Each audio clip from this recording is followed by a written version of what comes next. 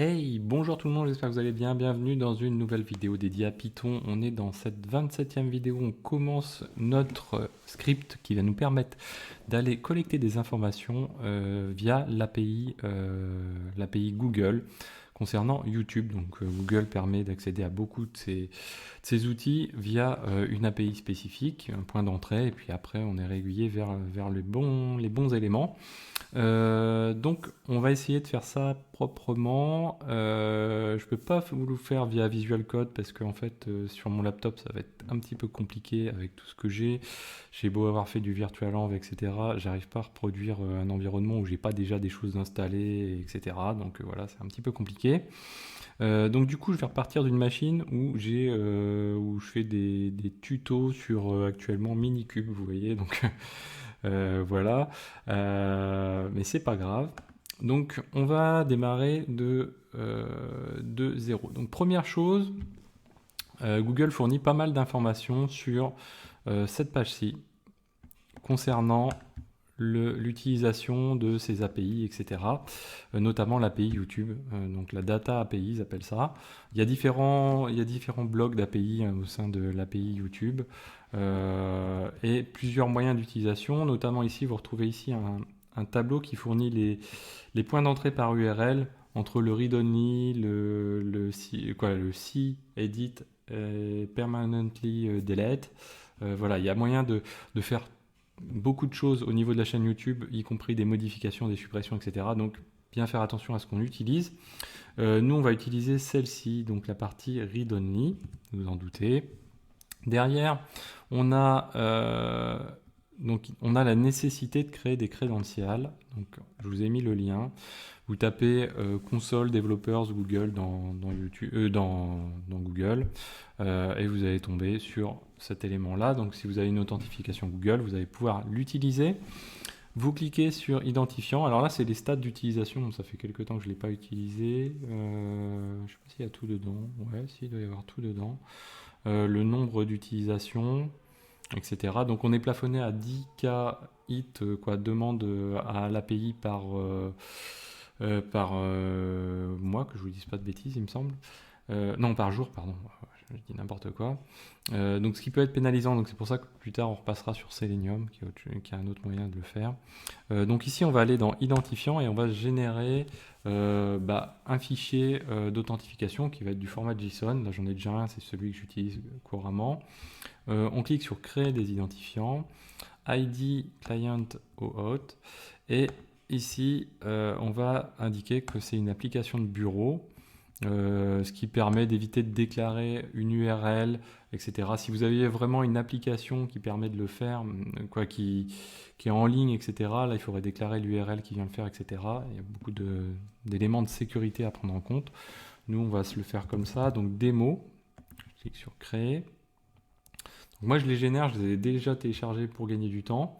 Je vais les supprimer juste après parce que vous voyez que vous avez déjà le client ID, le code secret client, etc. Machin. Donc ok, je ferme. Ensuite, ici, donc on a notre élément, on clique sur le téléchargement ici, ça permet de récupérer votre fichier de crédential. Moi, le fichier de crédential, je l'ai déjà récupéré. Il se situe ici. J'ai mon fichier de crédential, je ne vous le montre pas, il est format JSON, c'est exactement la même chose que ce qu'on a pu récupérer jusqu'ici. Ensuite, au niveau de... ouais, c'est bon. Donc au niveau des éléments à faire. Donc l'autre élément qui est à réaliser, c'est de lancer l'installation via pip3 install ici de ces éléments-là. Donc là, bon, moi, ils sont déjà installés normalement. Ok. Et donc derrière, je vais éditer un fichier. Alors désolé, je vais le faire avec Vim, mais voilà quoi. C'est parce que je peux pas beaucoup faire autrement. Donc derrière, j'ai mon fichier YouTube. Donc première partie ici, on va importer tout ce qui va nous servir aujourd'hui, mais pas que aujourd'hui, aussi dans les prochaines vidéos. Donc là, on importe les modules donc qui sont hors Google, donc les clics, random, CSV, OS, pickle, time, sys. Et puis passlib ici. Donc je ferai plusieurs vidéos sur passlib qui est quand même super intéressant aussi, notamment quand on est sysadmin ou DevOps. Et derrière, on importe aussi donc la librairie Google OAuth 2 Credentials, donc qui va nous permettre d'utiliser les credentials de Google, et puis d'autres éléments. Donc ça, c'est une première chose. On n'oublie pas, donc nous, on utilise bien sûr du Python. OK. Et on le rend exécutable, ce fichier. OK. Donc ça, avec ça, on est déjà prêt à faire des choses. Donc maintenant, on va déclarer les variables qu'on va être amené à utiliser aujourd'hui notamment. En particulier, il me semble qu'il n'y a même qu'aujourd'hui qu'on utilise toutes ces variables-là, qui sont les variables qui vont nous permettre de travailler un petit peu, d'une part, la localisation des fichiers sur la machine sur laquelle on est situé, c'est-à-dire on va utiliser, donc lors de la dernière vidéo, on avait vu Pickle, on va réutiliser Pickle notamment. On va créer un répertoire qui va permettre de stocker notre fichier Pickle. Donc dans notre home, on crée un répertoire point de manière à ce qu'il soit masqué ytube. Et c'est ce qui nous permettra de créer dans ce répertoire le token.pickle. Voilà. Qu'est-ce qu'on a d'autre encore? On utilise le mode insecure, donc qui n'est pas en mode TLS. Et on a déclaré ici, hop, alors ici il nous manque un S, une liste de scope, c'est le modèle qu'il faut c'est la manière dont on doit le passer. Nous on utilise dans cette liste scope l'URL dont je vous parlais tout à l'heure. Ensuite, on a l'API, le service API qu'on va demander. Donc nous en l'occurrence c'est YouTube, mais ça pourrait être d'autres, du Maps ou je ne sais quoi autre. La version de l'API, la V3. Ici ça c'est la récupération de la variable d'environnement home. Donc on pourrait la récupérer autrement encore via l'OS notamment. Donc là je récupère pass home qui permet de récupérer la home et je la convertis en format string. Ensuite ici du coup je définis le cache credentials dir, donc qui est l'endroit qui est situé dans la home et le fameux répertoire .ytube. Dedans, donc je vais indiquer l'endroit aussi du cache credentials files pour l'instant, donc qui est le token.pickle dans ce fameux répertoire. Donc là, une fois qu'on a fait ça, on peut passer à la suite. Donc la suite, c'est quoi? La suite, c'est on va lancer une fonction, bien sûr. Donc la fonction, la voici. Donc on va créer une variable qui s'appelle service, qui va être, qu'on réutilisera dans d'autres vidéos, qui va être le moyen de garantir à tout ce que l'on va passer via l'API, de dire on est authentifié via cet élément-là. Et donc à chaque fois, on va réutiliser service. Nous, au début, service, on va lui passer et on va lui passer le creds.json qui, vous allez voir, on va pas l'appeler à chaque fois. Parce qu'en fait, si le principe de l'API YouTube, c'est que si on y accède à chaque fois via la creds qui est là, ce qui va se passer, c'est qu'à chaque fois, il va nous demander confirmation via, vous allez voir, via une URL. Nous, on va le faire une fois, mais on ne veut pas le faire à chaque fois. Donc, tant que nos credentials ne sont pas expirés, ce qu'on veut, c'est réutiliser donc notre authentification jusqu'à temps qu'elle soit expirée. D'où l'intérêt de créer le token.pickle qui va nous permettre du coup d'utiliser cette fameuse authentification tant qu'elle n'est pas expirée. Et dès lors qu'elle sera expirée, on retapera sur nos credentials, on ira ressaisir l'URL pour se réauthentifier, récupérer les éléments qui va régénérer le token.pickle jusqu'à la prochaine expiration. Donc voilà la première partie. Donc on va créer cette fonction. Donc moi c'est le nom que je lui ai mis, je l'ai appelé getAuthenticated_service. Je lui récupère donc mon fameux fichier creds.json, donc son nom, qui correspond à sa localisation, et je set une variable qui s'appelle credentials à none, donc à rien du tout. Ok. Ensuite, on commence à dérouler les choses. Donc là, tout ce qui se passe, on va le faire dans cette fonction. Donc dans cette fonction, première partie, premier bloc, on va checker si l'OS pass existe. Donc souvenez-vous du module OS qu'on a déjà vu.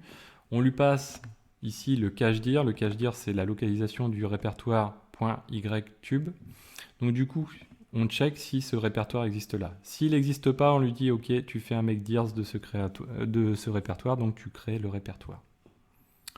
Ensuite, à peu près le même principe pour le fichier. C'est un petit peu différent. Voilà, donc pour le fichier, on fait toujours un if, on check le pass existe, et on lui passe lui par contre le cache credentials files, donc c'est-à-dire le token.pickle avec son chemin. On vérifie s'il existe. Ok. S'il existe, on l'ouvre. Vous voyez ici, on fait un CF la vidéo précédente. On prend le fichier with open credential file en read as token et on lui passe le fameux ce fichier là en tant que load, et du coup ça nous permet de récupérer en credential le contenu du fichier token.pickle. Ok. Alors ensuite, à partir de ce fichier là, donc là on est dans le cas où il existe forcément quoi. Donc à partir de ce fichier là, le sinon il est plutôt plus bas quoi en fait. À partir de ce fichier là, là j'ai pas tout copié ici. Ouais, c'est bon. Donc à partir de ce fichier là, ce que je fais, je check si j'ai bien une variable qui existe, qui contient quelque chose, credentials, donc à la suite de ça, ou si credential est valide, ou n'est pas valide plutôt. Ensuite, je lui passe ceci pour checker si on a les credentials, si elles sont expirées ou si elles ont besoin d'un rafraîchissement du token. Si c'est le cas, je fais le refresh token donc là on fait appel ici au module, à la librairie de Google, au transport, qui permet de rafraîchir tout simplement le token à la suite. Ensuite, on est arrivé donc du coup à refresh, donc on va lui passer ceci.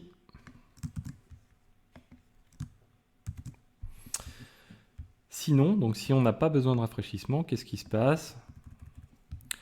Ça veut dire qu'on n'a pas de credential qui existe, n'est-ce pas? Et du coup, on va demander à Google de nous générer une credential. Donc là, on lance install appflow, donc c'est la librairie qui est au-dessus de Google. Install appflow, c'est celle-ci. Voilà. Donc sinon, on lance celle-ci. Et on lui dit, OK, du coup, tu fais un run console de ça pour récupérer les credentials. Donc on n'a pas été voir dans le détail, mais tout ça, en fait, le bloc, c'est pas moi qui l'ai inventé. C'est Google qui fournit de lui-même déjà quand on fait des tests d'API. Vous trouvez très facilement ce bout de morceau-là. Alors, plutôt la partie basse. Cette partie ici, c'est plutôt moi qui l'ai faite. Mais voilà, c'est un mix de choses que j'ai trouvé et que Google fournit. Je ne les ai pas inventés moi-même. Ensuite, ici, donc qu'est-ce qui se passe? On a généré du coup notre credential. Dans tous les cas, on a soit généré notre credential, soit rafraîchi notre credential. Et ce qu'on doit faire, si on est dans ce cas de figure-là, on doit dumper notre credential dans le token. Donc le token qui est le token.pickle, n'est-ce pas? Qui est le fichier ici. Voilà, cache credential file qui est ouvert en écriture byte et qui vaut token. Donc du coup, c'est celui-ci. Ok. Et là, on doit bientôt arriver à la fin. Et donc, bien sûr, à la fin, ce qu'on demande, c'est une authentification. Hein. Le fichier token pickle, c'est une chose, mais ce qu'on veut, nous, c'est que notre fonction retourne une authentification de manière à rentrer ça dans notre variable de service. Cette authentification, donc le build ici, il fait référence à la librairie de Google, ici, hein. Donc client discovery. Donc en gros, on crée un client auprès de l'API Google. Pour ça, on lui passe notre crédential en tant que valeur de crédential. On lui donne l'API version, donc on l'avait cité plus haut en V3, et l'API service name qu'on avait cité plus haut à YouTube. Donc avec ça, donc on est prêt à fonctionner. Donc du coup là, on lance la fonction à partir de cet élément-là. Donc du coup, on remonte et on balaye tout ça. Mon fichier s'appelle crest.json. Donc là, je lance youtube.py. Donc là, moi, je suis dans le cas où je me suis jamais authentifié. Donc comme je vous disais, quand c'est comme ça, donc on n'est pas dans le cas du refresh, on est dans le cas où on n'a pas du tout de crédential qui existe. Donc quand on est dans le cas où on n'a pas du tout de crédential, Google nous dit, écoute, il va falloir que tu me confirmes bien que tu vas te connecter et que tu demandes une connexion à l'API. Donc là, je me rends ici, toc, je colle l'élément. Là, il va me proposer une liste donc avec quel user je souhaite le faire. Là, comme c'est de l'HTTP derrière, voilà, accès à test non sécurisé. Hop, autorisé. Et là, on récupère un token ponctuel que l'on rentre. Et du coup, on s'est connecté. Voilà. Donc là, alors, bon, il n'y a rien, on n'affiche rien pour l'instant, hein, puisqu'en fait, on a fait ni plus ni moins que de générer une connexion, d'authentifier une connexion client à l'API Google. Lors des prochaines vidéos, on va utiliser cette connexion pour pouvoir récupérer des éléments et faire ce qu'on a à faire. Voilà, donc j'espère que cette vidéo vous a plu. N'hésitez pas à la partager, à mettre des pouces bleus, à la commenter. Et moi, je vous dis à très bientôt sur Xavki.